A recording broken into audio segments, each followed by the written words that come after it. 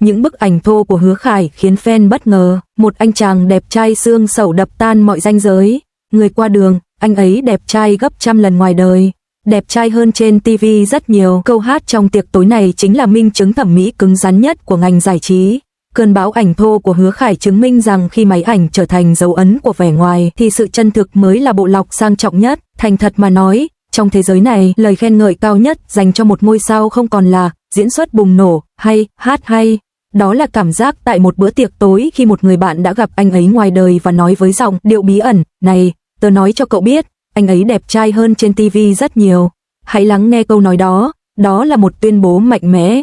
Nó trực tiếp đẩy một thần tượng ảo, sống trong dữ liệu và bộ lọc trở lại thế giới ba chiều của chúng ta và thậm chí còn đóng dấu nó bằng một sản phẩm chính hãng, hàng thật giá gấp 10 lần hàng giả. Gần đây, Hứa Khải đã được hưởng sự đối xử tuyệt vời này. Câu chuyện bắt đầu từ một điều đơn giản đến mức gần như hài hước. Anh ấy tham dự một sự kiện với bộ vest tối màu và áo sơ mi in họa tiết và người qua đường đã chụp được một loạt ảnh khuôn mặt anh ấy bằng điện thoại. Những bức ảnh thô này không có ánh sáng, không góc chụp và thậm chí có thể là cả bàn tay run rẩy được đăng tải lên mạng và ngay lập tức lan truyền chóng mặt.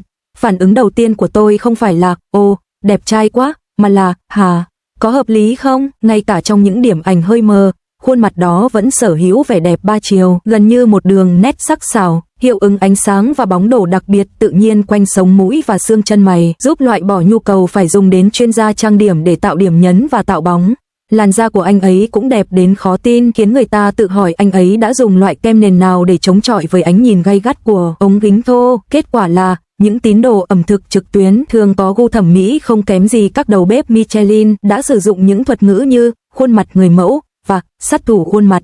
Bình luận gây sốc nhất đến từ một người chứng kiến sự kiện, anh ấy trông ba chiều hơn gấp trăm lần ngoài đời so với trên màn ảnh. Thần thái của anh ấy thật đáng kinh ngạc, điều này cho thấy máy ảnh, công cụ đáng lẽ phải tôn lên vẻ đẹp của anh ấy, đã trở thành rào cản hạn chế toàn bộ tiềm năng ngoại hình của anh ấy.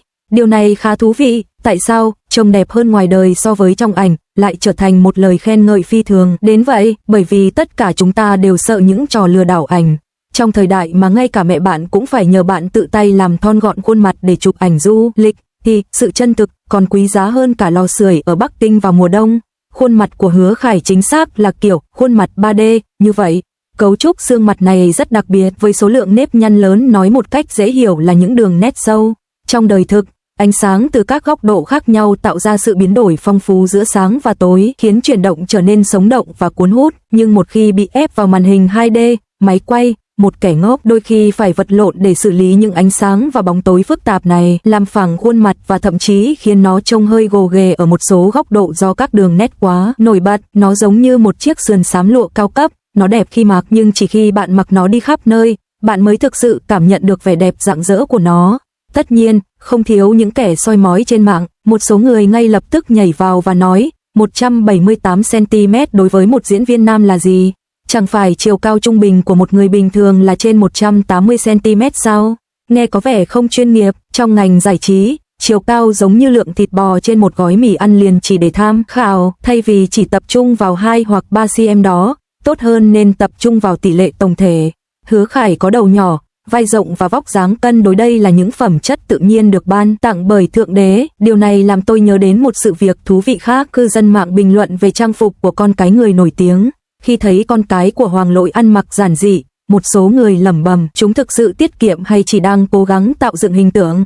Bạn thấy đấy, thái độ của công chúng đối với những người nổi tiếng sống cuộc sống bình thường, sự méo mó. Một mặt, chúng ta hy vọng họ sống thực tế và ngừng đeo trang sức suốt ngày. Mặt khác, nếu họ thực sự sống thực tế, chúng ta bắt đầu tự hỏi liệu họ có đang diễn không.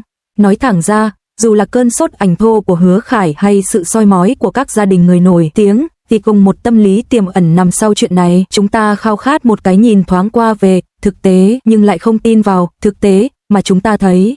Trong khi chúng ta chỉ trích việc tạo ra các ngôi sao bằng tiền và sự bận tâm đến giao thông, chúng ta cũng bị ám ảnh bởi việc sử dụng ống kính gốc khắt khe nhất để kiểm tra chất lượng những sản phẩm này. Lần này, Hứa Khải đã vượt qua cuộc kiểm tra ngoại hình toàn quốc một cách xuất sắc. Nhưng chiến thắng này có thể kéo dài được bao lâu? Suy cho cùng, hôm nay mọi người đều khen ngợi khuôn mặt không hề chỉnh sửa của Hứa Khải, nhưng ngày mai họ có thể lại chỉ trích một người nổi tiếng khác vì vết chân chim khi cười. Cái vòng luẩn quẩn mang tên thẩm mỹ này quả là một cuộc phiêu lưu bất tận. lúc thăng lúc trầm. Vậy nên, hãy cứ xem sự phấn khích sẽ ra sao. Về phần Hứa Khải, có lẽ anh ấy sẽ chỉ cười trừ. Suy cho cùng, trong một môi trường mà người ta phải dựa vào những điểm ảnh trên điện thoại của người qua đường để chứng minh mình đẹp trai hay không thì việc trông quá đẹp đôi khi lại là một gánh nặng ngọt ngào.